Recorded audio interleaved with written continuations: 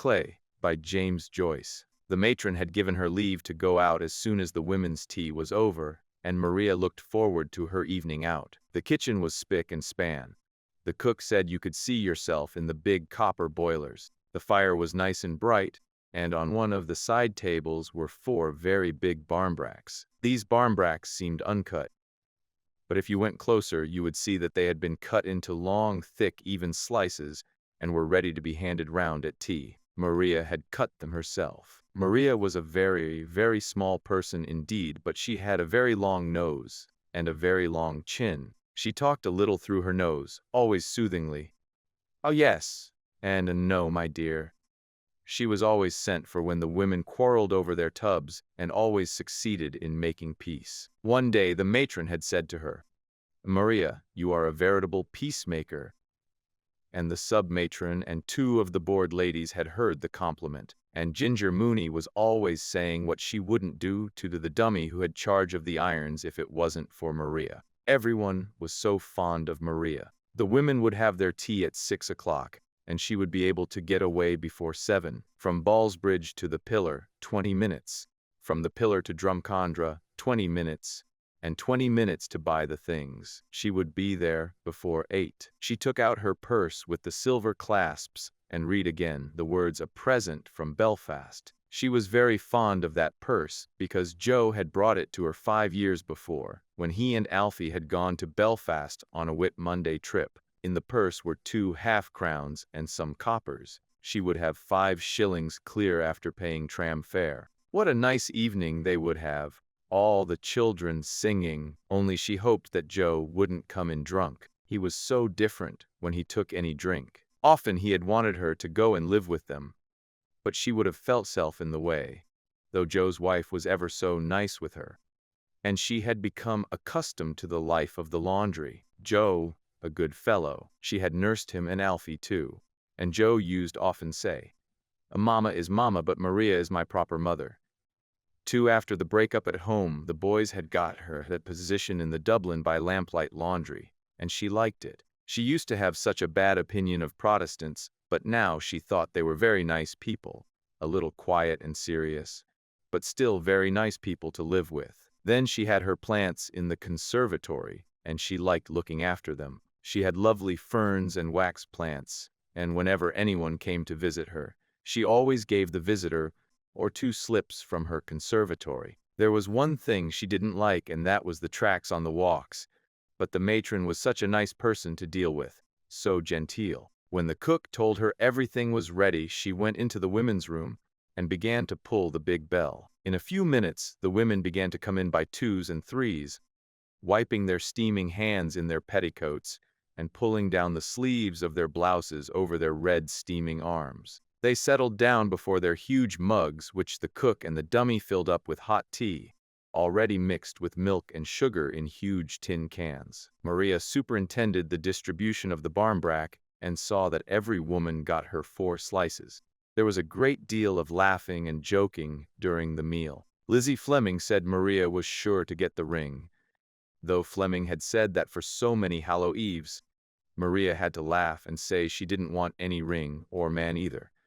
And when she laughed, her gray-green eyes sparkled with disappointed shyness, and the tip of her nose nearly met the tip of her chin. Then Ginger Mooney lifted her mug of tea and proposed Maria's health, while all the other women clattered with their mugs on the table and said she was sorry she hadn't a sup of porter to drink it in. And Maria laughed again till the tip of her nose nearly met the tip of her chin, and till her minute body nearly shook itself asunder, because she knew that Mooney meant well, though, of course, she had the notions of a common woman. But wasn't Maria glad when the women had finished their tea and the cook and the dummy had begun to clear away the tea things? She went into her little bedroom, remembering that the next morning was a mass morning, changed the hand of the alarm from 7 to 6. Then she took off her working skirt and her house boots and laid her best skirt out on the bed and her tiny dress boots beside the foot of the bed. She changed her blouse too, and as she stood before the mirror, she thought of how she used to dress for Mass on Sunday morning when she was a young girl.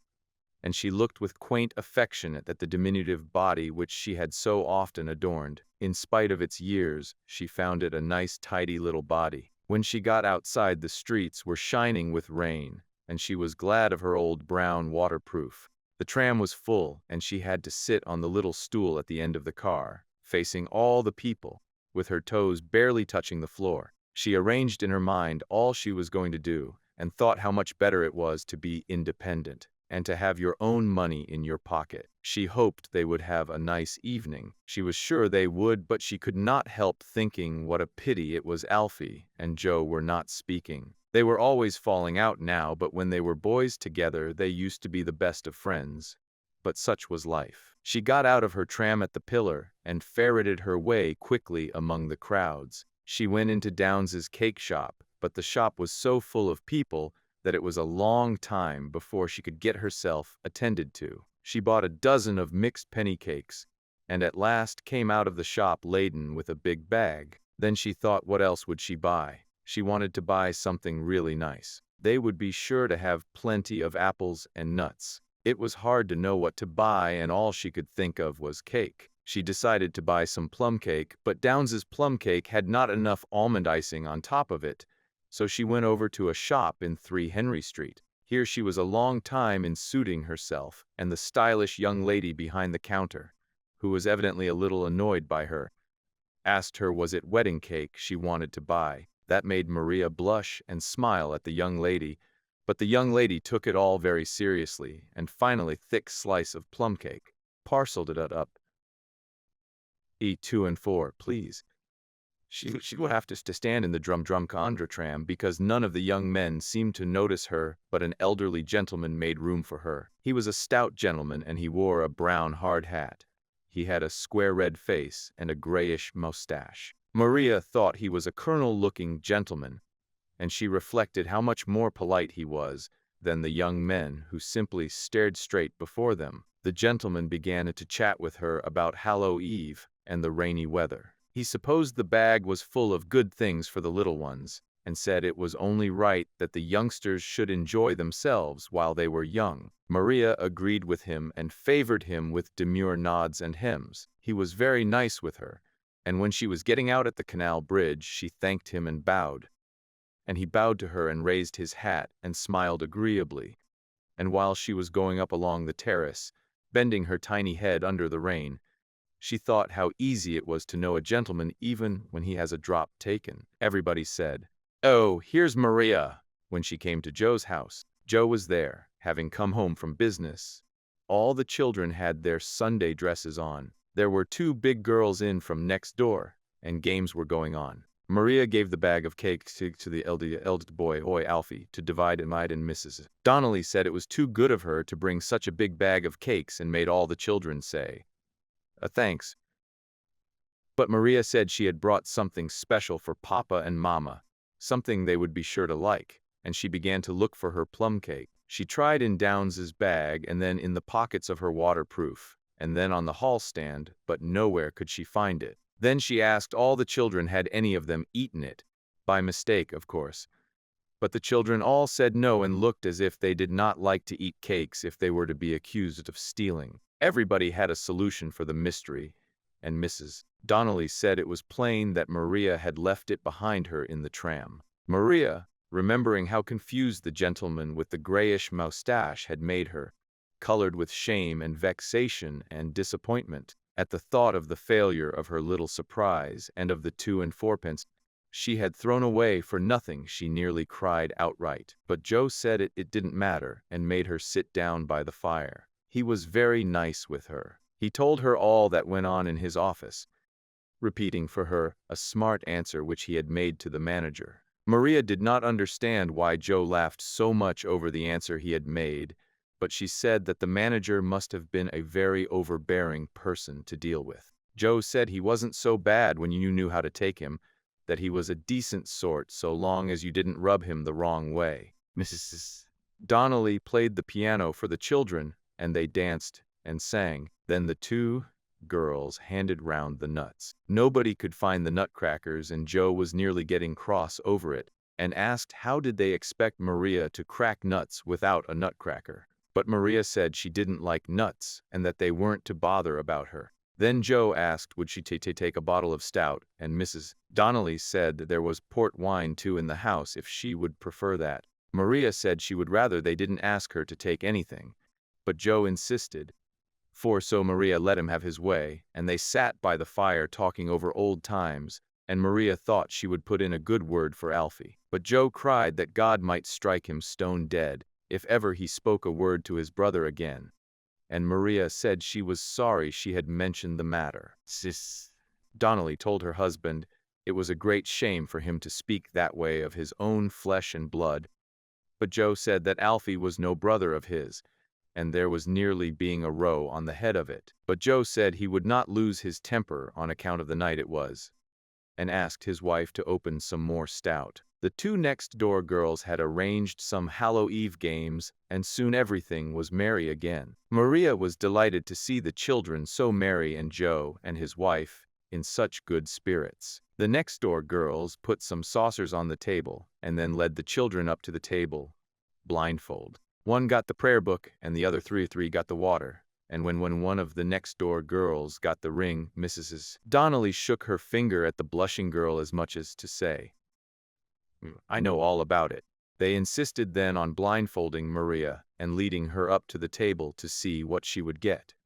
And while they were putting on the bandage, Maria laughed and laughed again till the tip of her nose nearly met the tip of her chin. They led her up to the table amid laughing and joking, and she put her hand out in the air as she was told to do. She moved her hand about here and there in the air, and on one of the saucers. She felt a soft wet substance with her fingers, and was surprised that nobody spoke or took off her bandage. There was a pause for a few seconds, and then a great deal of scuffling and whispering. Somebody said something about the garden, and at last Mrs. Donnelly said something very cross to one of the next-door girls, and told her to throw it out at once. That was no play. Maria understood that it was wrong that time, and so she had to do it over again. And this time she got the prayer book. After that, Mrs. Donnelly played Miss McLeod's reel for the children, and Joe made Maria take a glass of wine. Soon they were all quite merry again, and Mrs. Donnelly said Maria would enter a convent before the year was out because she had got the prayer book. Maria had never seen Joe so nice to her as he was that night, so full of pleasant talk and reminiscences. She said they were very good to her. At last the children grew tired and sleepy, and Joe asked Maria would she not sing some little song before she went. One of the old songs. Miss Donnelly said, "Do, please, Maria." And so Maria had to get up and stand beside the piano. Mrs. Donnelly bade the children be quiet and listen to Maria's song. Then she played the prelude and said, "Now, Maria," and Maria, blushing very much, began to sing in a tiny quavering voice. She sang "I dreamt that I dwelt," and when she came to the second verse she sang again, "I dreamt that I dwelt in marble halls, with vassals and serfs at my side, and of all who assembled within those walls, that I was the hope and the pride. I had riches too great to count, could boast of a high ancestral name, but I also dreamt, which pleased me most, that you loved me still the same." But no one tried to show her mistake. And when she had ended her song, Joe was very much moved. He said that there was no time like the long ago, and no music for him like poor old Balfe, whatever other people might say. And his eyes filled up so much with tears that he could not find what he was looking for, and in the end he had to ask his wife to tell him where the corkscrew was.